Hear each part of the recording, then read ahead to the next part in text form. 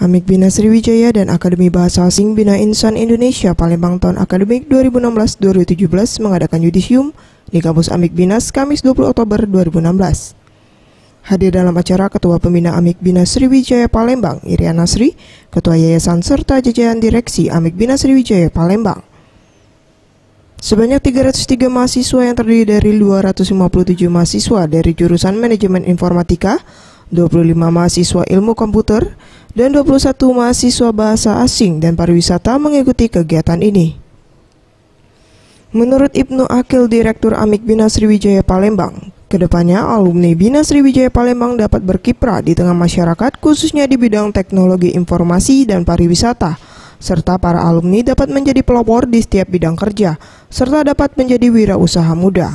Ya, harapan kami ke depan alumni-alumni kami dapat berkiprah ya di tengah masyarakat, khususnya di bidang teknologi informasi dan pariwisata.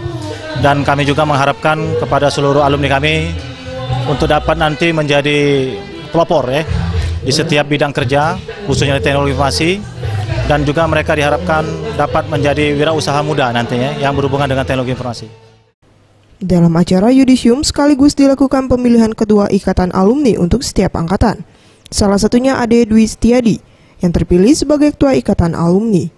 Dirinya berharap alma mater kedepannya dapat lebih baik lagi dan memberikan kontribusi untuk Amik Bina Sriwijaya Palembang. Ya, kalau untuk saya sendiri, harapan saya untuk mahasiswa-mahasiswi ini menjadi lebih baik lagi ya daripada yang tahun kami gitu. Terus untuk kita sendiri sebagai wisuda alumni, kita berharap kita bisa dapat mengkontribusikan yang banyak untuk kepentingan dari kampus sendiri gitu. Itu aja.